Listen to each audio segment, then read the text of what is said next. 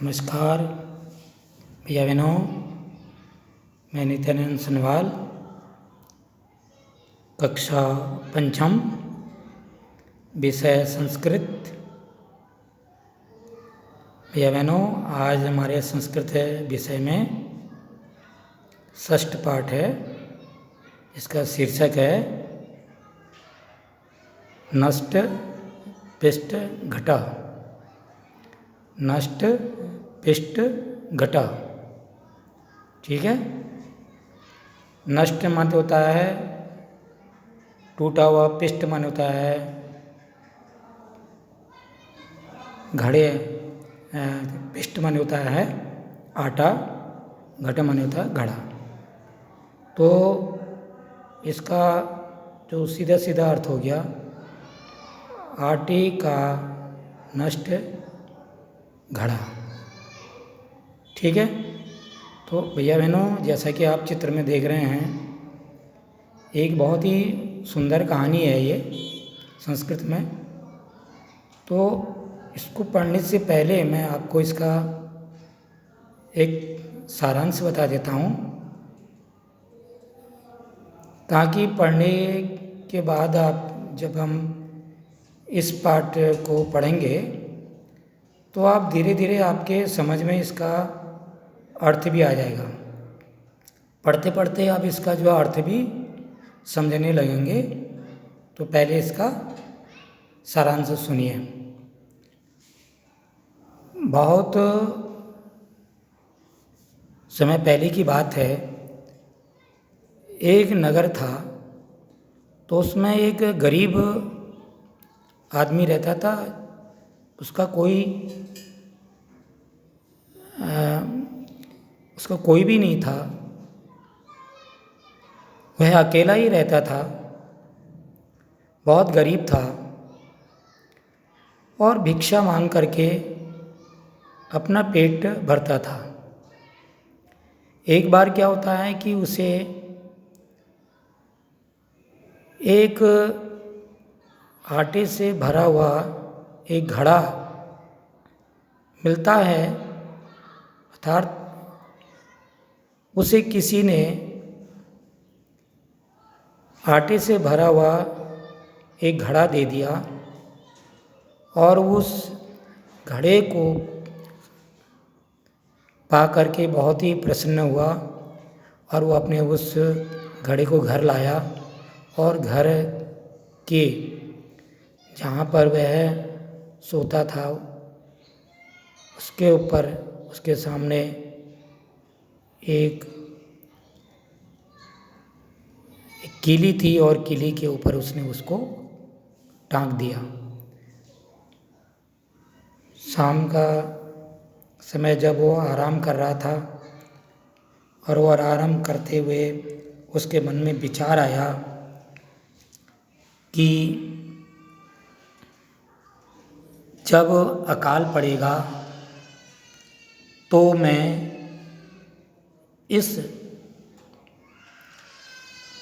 आटे से भरे हुए घड़े को 100 रुपये में बेच दूंगा और उसको बेचने के बाद मैं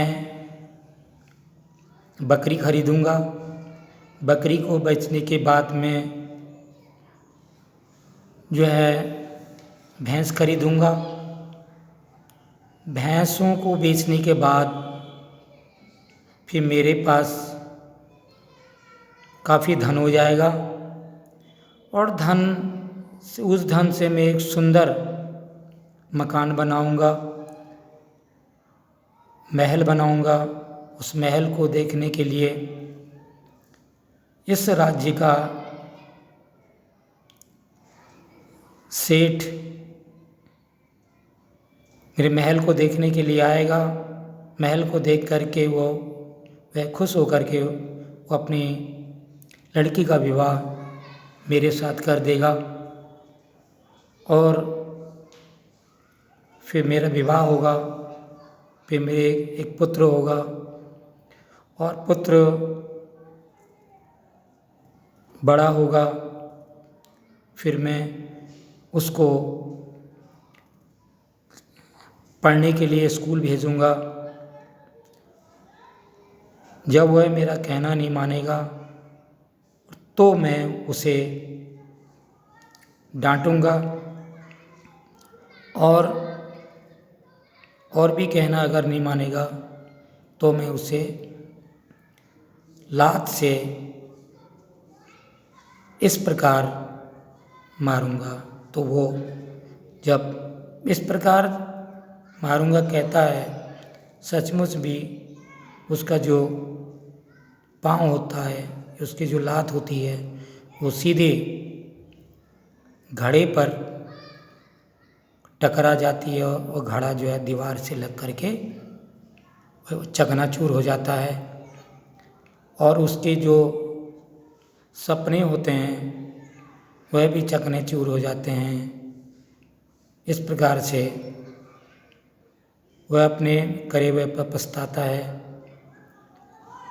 भैया बहनों, हमें इस पाठ से यही शिक्षा मिलती है कि हमें वही सपने देखने चाहिए जो कि हमसे साकार हो सकते हैं। ये हमने इस प्रकार से, ये जो है पाठ का सारांश है। अब मैं आपको इस पाठ को पढ़ाऊँगा। ध्यान से आप जो है इस पाठ को देखेंगे और इसको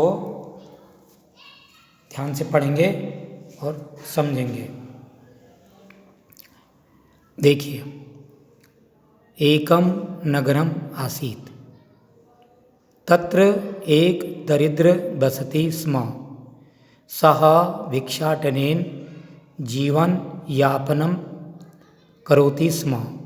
एकदा सः पिष्टेन पूर्णम एकम घटम प्राप्तवान्। तं घटं सः नागदन्ते अवलम्बितवान्। सः तस्य अधः एव उपविशति स्म।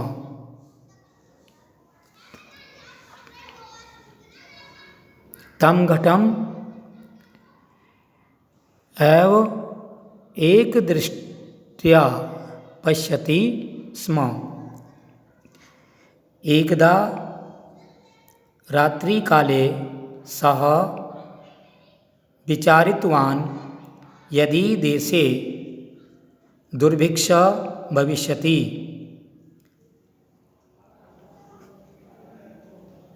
तर्हि पिष्टघटस्य शतरूप्यकाणां मूल्यं भविष्यति। तदा अहम् एतस्य विक्रयणं करिष्यामि। तेन धनेन अजद्वयं च क्रेष्यामि। कालान्तरे तेन अज समूह एव भविष्यति। अनन्तरम् अज समूहस्य विक्रयणं करिष्यामि, महिषी च क्रेष्यामि। कालान्तरे मम गृहे महिषी समूह भविष्यति। आगे, तासां विक्रयणं करिष्यामि, यथेष्टं धनं च सम्पादयिष्यामि। तेन विशालगृहं निर्माणं करिष्यामि। तदा कोऽपि धनिकः आगमिष्यति। रूपवती स्वकन्याया मह्यं दास्यति। अनन्तरं मम पुत्रः भविष्यति। देवशर्मा इति तस्य नामकरणं करिष्यामि। यदा सः चलन् समर्थः भविष्यति तदा अहम् अश्वशालायां पुस्तकं पठिष्यामि। तदा देवशर्मा मम समीपम् आगमिष्यति। तदा तं बालं गृह्णातु इति बालमात्रम् आज्ञापयिष्यामि। यदा सा मम वचनं न श्रोष्यति तदा अहं कोपेन पादप्रहारं करिष्यामि इति एव सः विचारितवान्। पादप्रहारं च कृतवान्। पृष्ठेन पूर्णः घटः पतितः भग्नः च अभवत्। तस्य स्वप्नः अपि भग्नः। ठीक है भैया बहनों, अब इसका हिंदी अनुवाद देखेंगे, ध्यान से सुनेंगे। एकदा नगरम आसीत, एक नगर था। तत्र एक दरिद्र वसति स्म, वहाँ एक गरीब रहता था। सः भिक्षाटनेन जीवन यापनम करोति स्म, वह भिक्षा मांग करके जीवन यापन करता था। एकदा सः पिष्टेन पूर्णम एकम घटम प्राप्तवान, एक बार उसने आटे से भरा हुआ एक घड़ा प्राप्त किया। तम घटम सह नागदंते अवलंबितवान, उस घड़े को उसने खूंटी पर, नागदंते माने था खूंटी, अवलंबितवान माने टांग दिया, खूंटी पर टांग दिया। सह तस्य अध एव उपविशति स्म, और उसके नीचे वह बैठ गया। तम घटम एव एक दृष्ट्वा पश्यति स्म, उस घड़े को वह एक टक से देखने लगा। ठीक है, एक टक देखने लगा। एकदा रात्रि काले सः विचारितवान् यदि देशे दुर्भिक्षः भविष्यति तर्हि एतस्य पृष्ठघटस्य शतरूप्यकाणां मूल्यं भविष्यति। एक रात्रि में उसने विचार किया कि यदि देश में अकाल पड़ेगा, या जब देश में अकाल पड़ेगा, तो मैं इस आटे से भरे हुए घड़े को 100 रुपये में बेच दूंगा। ठीक है, इसका मूल्य जो 100 रुपये कर दूंगा, उसको बेच दूंगा। तथा अहम एतस्य विक्रयणं करिष्यामि, तब मैं इसको बेच दूंगा।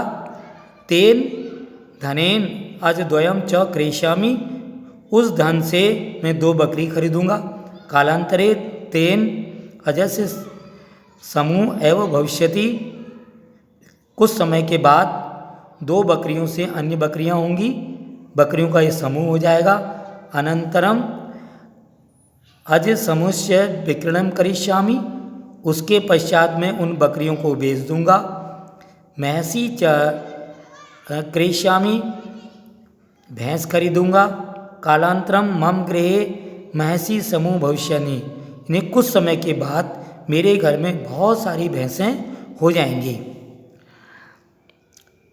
तासाम विक्रयणं करिष्यामि, उनको भी मैं बेच दूंगा। यथेष्टम धनम च संपादयिष्यामि, बहुत सारा धन कमाऊंगा। ठीक है, इकट्ठा करूंगा। तेन विशालम गृहम निर्माणम करिष्यामि, उससे मैं एक बहुत बड़ा घर का निर्माण करूंगा। तदा कोऽपि धनिका आगमिष्यति, तब कोई सेठ आएगा। रूपवती स्वकन्यां मह्यम दास्यति, अपनी रूपवती कन्या को मुझे दे देगा, अर्थात मेरे साथ विवाह कर देगा। अनंतरम मम पुत्र भविष्यति, उसके पश्चात कुछ समय के पश्चात मेरा पुत्र होगा। देव शर्मा इति तस्य नामकरण करिष्यामि, देव शर्मा ऐसा मैं उसका नामकरण करूँगा। यदा सह चलना समर्थ, जब वह चलने में समर्थ होगा, भविष्यति होगा। तदा अहम अश्वशालायां पुस्तकम पढ़िष्यामि, तब मैं उसको विद्यालय में पढ़ाने के लिए भेजूंगा। ठीक है, पढ़ने के लिए। तथा देव शर्मा मम समीपम आगमिष्यति, जब देव शर्मा मेरे समीप आएगा, तदा तम बालम गृणातु, तब मैं उसके बाल पकड़ूंगा। इति बालमात्रम आज्ञापयिष्यामि, इस प्रकार से वह मेरी आज्ञा का पालन करेगा। यदा सा मम वचनम न शृणोति, जब वह मेरे वचनों को नहीं सुनेगा। तदा अहम कोपेन पाद प्रहारम करिष्यामि, तब मैं अपने पैरों से उसको, ये पैरों का प्रहार करूंगा, पैरों से अर्थात पैरों से मारूंगा। ठीक है। इति एव, ऐसा, इस प्रकार से वह विचारितवान, इस प्रकार से उसने विचार किया। ये सब बातें वो जो है अपने मन में सोच रहा है। ठीक। पाद प्रहारम च कृतवान, और पाद अपने पैरों का प्रहार उसने किया। सचमुच में उसने अपने पैरों से प्रहार किया। पिष्टेन पूर्णम घटा पतिता, आटे से भरा हुआ घड़ा गिर पड़ा। ठीक। पतित माने गिर गया। भगना च, और नष्ट हो गया। तस्य स्वप्न अपि भगना, उसके स्वप्न भी नष्ट हो गए, खत्म हो गए। ठीक है भैया बहनों, आपको ये कहानी आपके समझ में आ गई होगी। मैंने आपको पहले इसकी कहानी भी बताई है और उसके बाद में इस पाठ को भी पढ़ लिया है। आप अब जो है अपने घर पर इस पाठ को पढ़ने का अभ्यास करेंगे, इसको समझने का अभ्यास करेंगे और इसका अर्थ भी समझने का अभ्यास करेंगे। भैया बहनों, ये पाठ बहुत ही महत्वपूर्ण है और आने वाली परीक्षा में, अर्धवार्षिक परीक्षा में भी इस पाठ से संबंधित प्रश्नोत्तर आ सकते हैं। इसलिए आपको इस पाठ को अच्छी तरह से पढ़ने का अभ्यास करना है और इसके प्रश्न उत्तर भी याद करने हैं। मैं आपको इसके प्रश्न उत्तर, शब्दार्थ